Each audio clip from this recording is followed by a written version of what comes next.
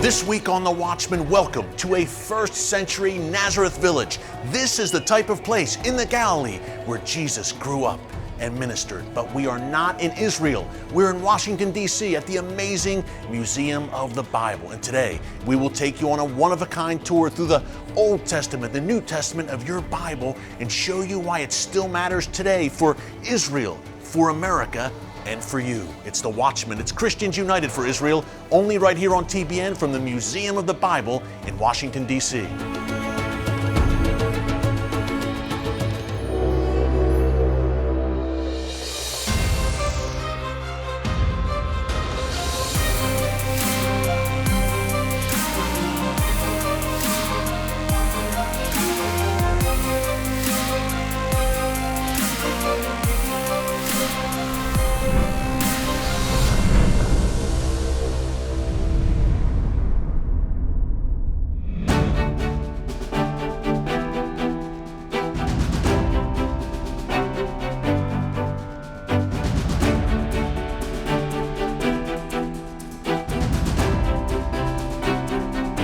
Ryan, here we are. Great to see you, my friend. Thanks for coming. Amazing. Thanks for having us. And Ryan, Absolutely. we look up and right away we have an epic scene. Yeah, this is a stained glass. We have about 200 scenes that we flip in and out. This is just one of them. And they flip about every 10 to 15 seconds. This is a 140-foot long, 15-foot wide, horizontally mounted monitor, the largest that we know in the United States. There's bigger ones vertically, like the Marriott Marquis in Times Square. That's vertically mounted, but this is obviously very different, horizontally mounted. Ryan, unbelievable. This greets you as soon as you come into the Museum of the Bible. Okay, we have so much to go through today. This is a huge place, an incredible place. Let's start out. It's only a few months old, actually, the Museum of the Bible. Many years, the conception of it, but opened November 2017. Tell us a little bit more about it. Yeah, November 17, 2017 was our grand opening. It was a joyous day. People from all around the world, from all walks of life, races, ethnicities, countries, different people groups, all over coming together to celebrate a book called the Bible. And we were just overjoyed. Our mission statement: to invite all people to engage with the Bible in its three main things: impact, story, and history. And those are the three main floors of the museum that we'll see today. Take us on the tour of the Museum of the Bible. We've been waiting for this for a while. You've been to Israel with us here on The Watchman. Now you're in Washington, D.C., but you're going to feel like you're in the Holy Land here at the Museum of the Bible. Ryan, you're the master. We'll Lead the way, together. my friend. Let's do it.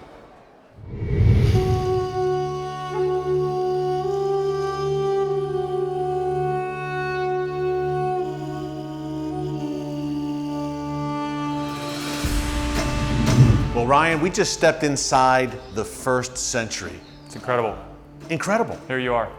A replica of a synagogue, the kind of synagogue that Jesus would have taught in. Give us an idea of the times that Jesus lived in and what it would have been like where he worshiped and where he taught. Absolutely. I mean, you're in a synagogue right now, so this isn't a mega church. I mean, you'd sit maybe 70 people here that would all know each other and would all live in the same village. So, you know, like in the Luke 4 passage when Jesus read from the Torah and sat down and said, "The law is fulfilled in your hearing," they were like, "What?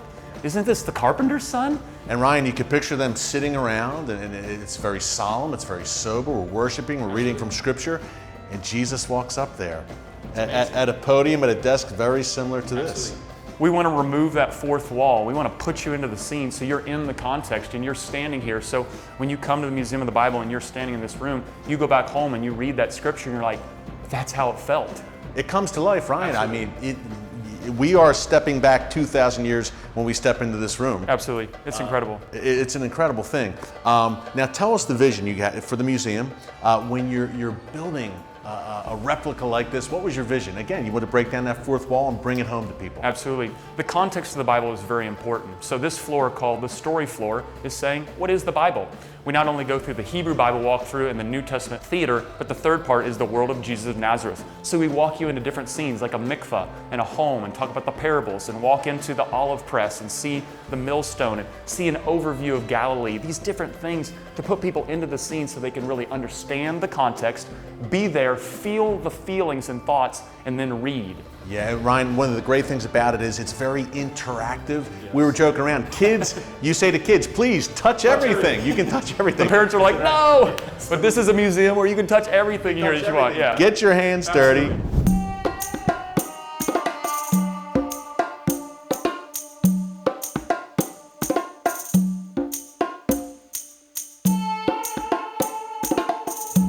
Ryan, I've been lucky enough to be on the Sea of Galilee many times. I feel like I'm back and I didn't have to even pay for the plane ticket. We're here. In 1 second, we got here.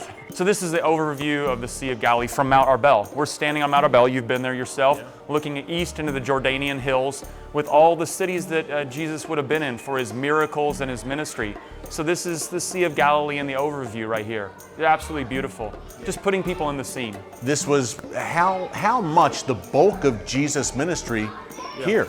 Over 50% easily. We could probably do math to it to even get higher than that, but definitely over 50% of Jesus' ministry was actually done in the triangle of Gergesa, Capernaum, and Magdala, right there, that short little area, that little triangle right there. You know, Capernaum, obviously, Peter's home, Magdala, Mary Magdalene, and Gergesa, where the pigs ran into the water that are inside the demoniac. Yeah, it's all right here. And this really brings it home for people. Again, as you said, Ryan, I think it's a theme here. You're breaking down the fourth wall. You've set the standard very high, I think, here at the Museum of the Bible. We just know that, look, if people can somehow see the context and be inside of it, and literally they're looking into the place, and we call this the reflection area. Why? We want people to reflect on Jesus' ministry because there's where it's done, right there. So they can think of Peter walking on water. They can think of Jesus telling Peter, put the net on the other side. And these kind of stories, and they reflect here. That's why we have benches here to sit down and say, folks, take a minute out of your busy schedules, put your cell phone in your pocket, and really reflect. So, getting chills literally saying this right now, Eric, so that people can live the scene. Obviously, the Washington, D.C. area, Ryan, kind of a secular place to say the least. Little different. So there could be some secular folks who've never picked up a Bible in their lives walking in here and maybe discovering Jesus, discovering the Word of God. I toured a minister of commerce the other day from a different country, outside, obviously, of this continent.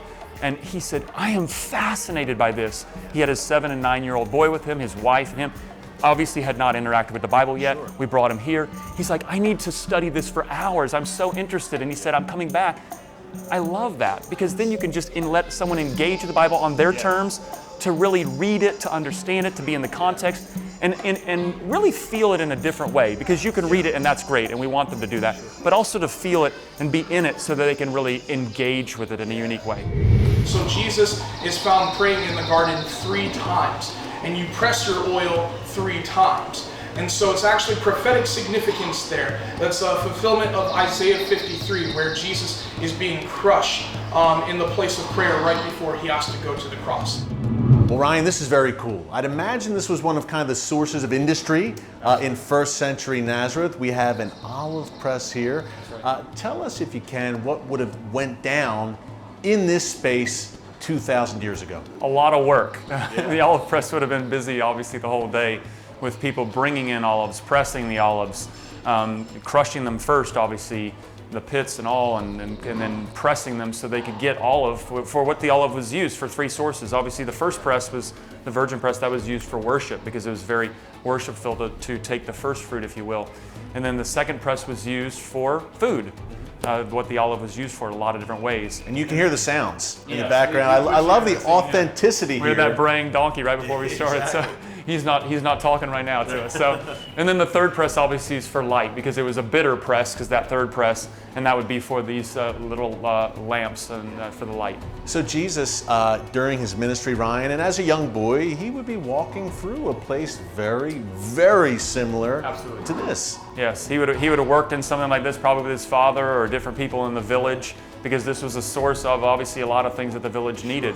Tell us a little bit about yourself. How did you get into this? What sparked your interest in the Bible and in the Museum of the Bible? I previously worked at Microsoft and with other for-profit companies when I was in my business career, and we were invited to actually a Museum of the Bible event in New York City where we lived in 2015.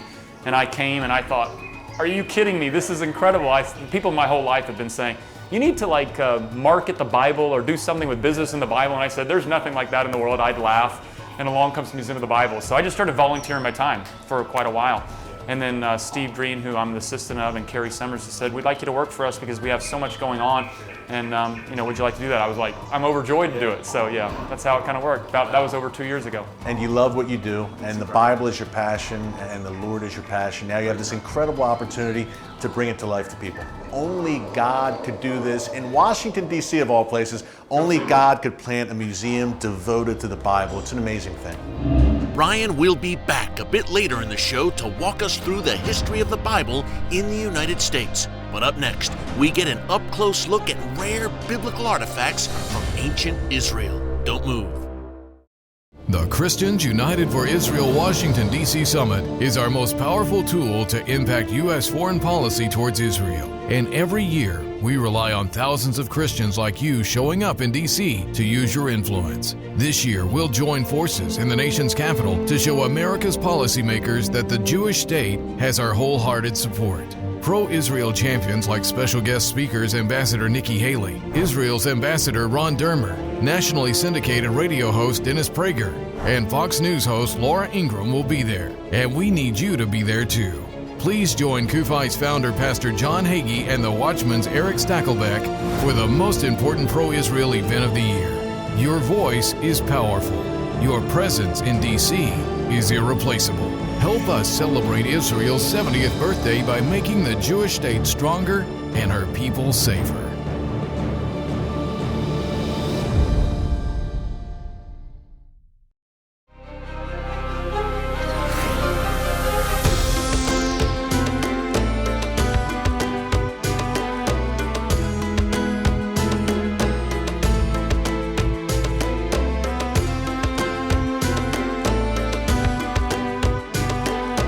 Well, Seth, this is an amazing place. I work frequently with the Israel Antiquities Authority when I'm in Jerusalem. Man, this feels like home. This is an exhibit from the Israel Antiquities Authority in collaboration with them.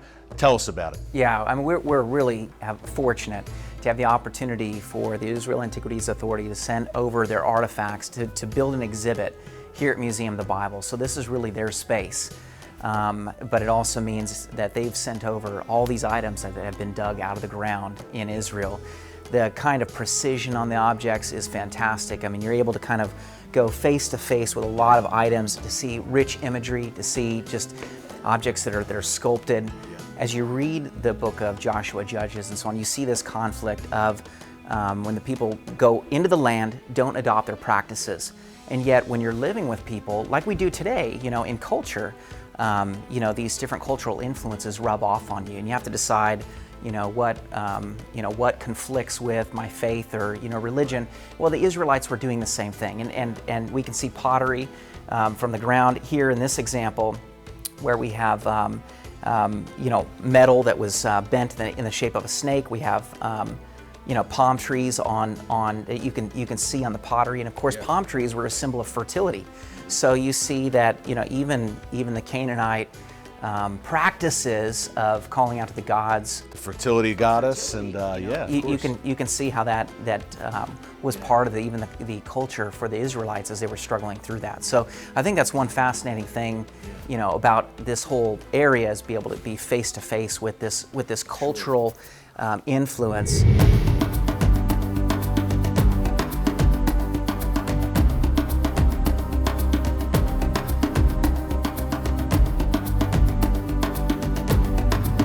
Well, Seth, you showed us the ancient Canaanite civilization. Now, I think of Israel's enemies, number one on the list, probably in the Old Testament times, are the Philistines.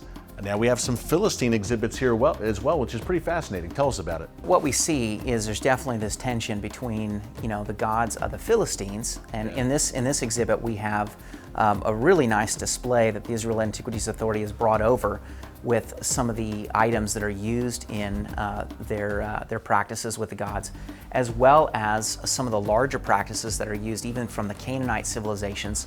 This is even more generally than just the Philistines, which is a little later. Seth, like you mentioned, what tension, because Israel worshiping the one God, the God of Abraham, Isaac, and Jacob, and they are literally surrounded by pagans on every side, whether it's the Philistines, the Edomites. Wow, talk about pressure to stay true to the one true God. Yeah, and those diverse influences, throughout throughout their area, are going to influence even their own thinking as they, as they sort through what does loyalty look like. We have other altars here And as you read the book of Kings and that whole period of after the divided kingdom, you have this struggle back and forth. One king is faithful, he tears down the altars. Another king does what's evil in the sight of God. In time, you had the Assyrians and the Babylonians become kind of these ruling powers. The regional powerhouses. And that what the Bible tells us is that it's this struggle, between good and evil, and the people's choices whether to be loyal to God or not, and adopt the customs of outsiders. That this is what leads to God's anger, that He raises up these other nations, to punish them and eventually lead to exile. It's pretty amazing, Seth. This is in Washington, D.C. These amazing exhibits. Look, I'm in Israel all the time, and these are the best exhibits you will find this side of Israel. Let me tell you, it's amazing to have this in Washington, D.C. as an American right at our fingertips here at the Museum of the Bible.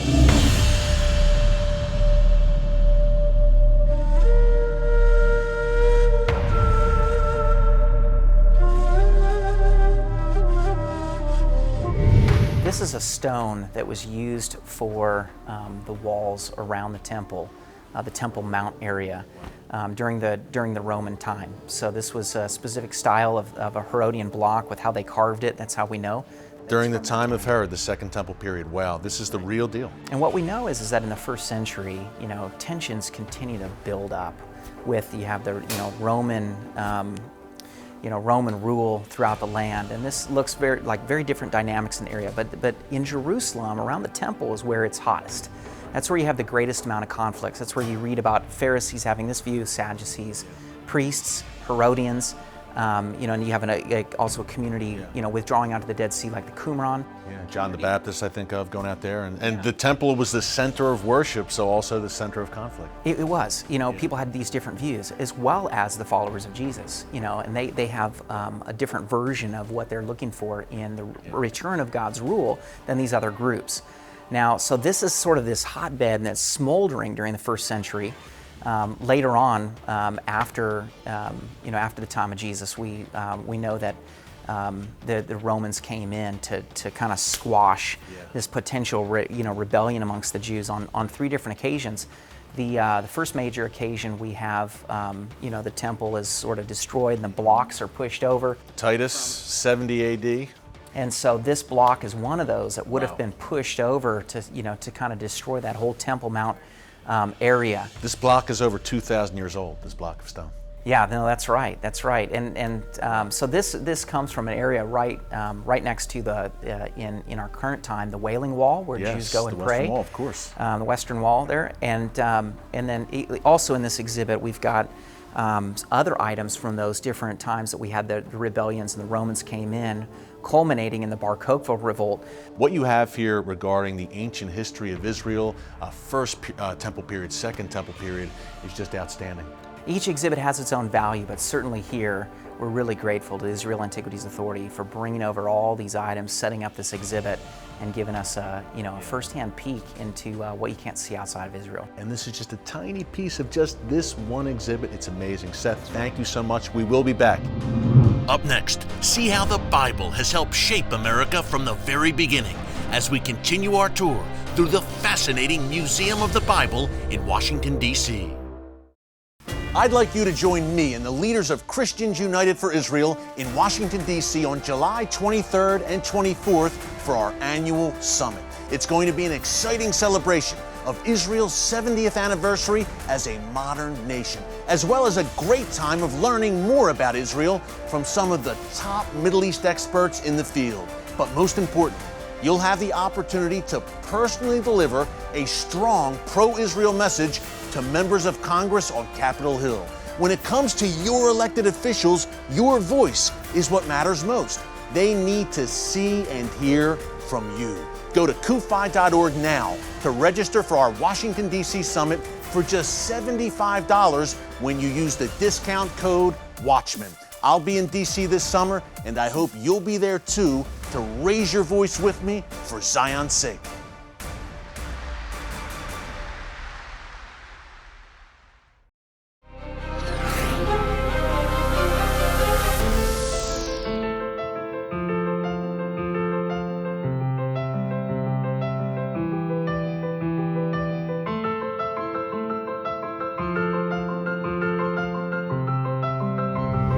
So Eric, we'll just go through this floor and kind of hit the highlights really quick. It'll be a whirlwind. So some of the things, just like the first Bible ever printed in the New World, this is the Elliott Indian Bible. It's in an Algonquin Indian language dialect called Wapanach. Wait, this was the first Bible printed printed in the New World. here in the New World. That's exactly wow, right. and it's right here at the Museum of the Bible. Elliott Indian Bible right there. Incredible. Even getting into some things of how the Jewish people impacted America with Torahs, and this is the first synagogue in the New World in New Amsterdam, obviously New York. And these are some Torahs here, so we show how the Torah and the Jewish people impacted America from the founding. And Ryan, I love that you do that. You show the Jewish roots of the faith, and here in America, the influence of the Jewish people here. That is a little told story, so it's really cool that you hit on that Absolutely. here at the museum. We have again here the interactive feel here where people can actually see it come to life. Yeah, the screen comes alive here, so we have actors that are almost like silhouettes on the screen there for that First Great Awakening. It's great. Now this is special to me as a Philadelphia native, I have to say. The Liberty Bell, at least a replica of the Liberty Bell. Absolutely, with scriptures engraved on it. Yeah, tell us about that. Yeah. A lot of people, everyone knows about the Liberty Bell, but a lot of people don't know maybe the roots and the meaning behind it. Ryan, fill us in. Leviticus 25:10, proclaim liberty throughout all the land unto the inhabitants thereof, wrapped around the Liberty Bell. I mean, if I stood 10 feet from the Liberty Bell before someone saw it and said, do you think scripture's on the Liberty Bell? I would say 10% of people would even know that, but it actually is, proving or showing the Bible's impact on America. So here are 6 founding fathers in their original writings talking about how America was impacted by the Bible. We're taking their original writings and using dramatists to quote from their original writings. George Washington, John Adams, these men Thomas were Jefferson. profoundly influenced Franklin. by the Bible. Absolutely. The founding fathers. And they're in their original words, we have them right there showing These are the that. roots of this nation. Yeah, this whole scene here is the Bible's impact on America from the founding 1600s, let's call it, all the way to the civil rights movement in the 1960s. Exactly, and the precursor to the civil rights movement, the abolitionist movement. Right here we have Frederick Douglass here. Original writings from Frederick Douglass, Harriet Beecher Stowe, Uncle Tom's Cabin, William Lloyd Garrison, the editor of The Liberator, and John Brown the Provocateur, all talk about that. Over here we have some controversies surrounding the Bible that we speak into to explain the controversies. And then we move into obviously one of the biggest controversies in our country, the Civil War. So we divide the screen here to show it was a divided nation. And then show Abraham Lincoln's second inaugural address and a Bible given to Abraham Lincoln from a delegation of African-American pastors thanking him for the Emancipation Proclamation. So Lincoln owned this Bible. It was given to him as a gift. Wow. Abraham Lincoln held that Bible. And then we end with Billy Graham and Martin Luther King Jr. They worked together closely on his crusades. Martin Luther King Jr. was actually on stage in the Madison Square Garden campaign with Billy Graham. And we're just showing they wanted people of all races and all ethnicities to engage with the Bible. And we have artifacts from their life, including Billy Graham's Bible right over there that he studied from, and Martin Luther King Jr. as artifacts from his life. Now, we just did a whirlwind tour of the biblical history of America from the Mayflower Compact to today in about 5 minutes. We went through 300 years. We did. It was incredible. That is just the 30,000-foot view again, folks. This is the tip of the iceberg at the epic Museum of the Bible. Thanks again to Ryan Smith for that great tour through American history. Up next, my final thoughts on how the Bible is coming alive in Washington, D.C., and how you can be a part of it. Stick around. Wars, terrorism, boycotts, international condemnation, anti-Semitic lies. None of these things have been able to destroy the hope, generosity, courage, and ingenuity of the Jewish state. Israeli scientists and inventors are on the cutting edge of exciting breakthroughs in medicine, technology, and agriculture. For 70 years, Israel has faced overwhelming odds and miraculously triumphed. The Jewish people have not only survived, they have thrived. That's not an opinion, that's a fact. And the world needs to know the truth. This palm-sized snapshot of Israel at 70, Just the Facts, will help you share Israel's history and accomplishments with everyone you meet. Call Christians United for Israel at 210-477-4714 or go to kufi.org/facts to receive your free gift. Israel is not a problem for the world to solve. Israel is solving the world's problems. Facts matter, so help Kufi share the truth about Israel at 70.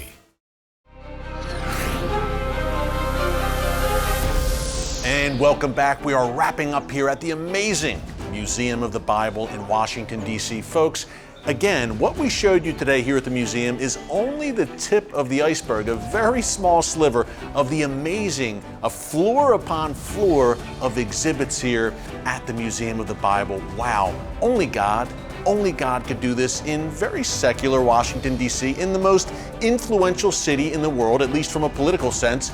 God has planted the Museum of the Bible here for such a time as this. The technology, the history, the educational material here is absolutely phenomenal, and our team at Christians United for Israel strongly encourages you to visit the Museum of the Bible. You see the information there on your screen. This is only a beginning today. We will have recurring segments coming up in the months and years to come right here on The Watchman Show from the Museum of the Bible. You only saw a little bit of the amazing, groundbreaking material that they have here at the museum. You hear the sounds of a first century Nazareth village behind me. So realistic here at the Museum of the Bible. So come here to DC, visit the museum, and a perfect time to do it is July 23rd and 24th when you are here for our annual CUFI Washington Summit. Now you see the Watchman discount there on your screen, $75 to come here to the nation's capital, be with Pastor John Hagee, myself, our CUFI leadership, members, top officials from the Trump administration, from the Israeli government, bringing it all home to you. Great analysis on the latest news from Israel, from the Middle East, and why it matters to you. You know, Psalm 119 says, "Thy word is a lamp unto my feet and a light unto my path." That really came home to us today here at the Museum of the Bible, which is a building devoted to God's Word, an amazing place. So we'll see you here in DC in July. Visit the museum, come to our CUFI Summit, and until then, thanks for joining us here today at the incredible Museum of the Bible in Washington, D.C. Until next time, God bless you. And remember, never hold your peace.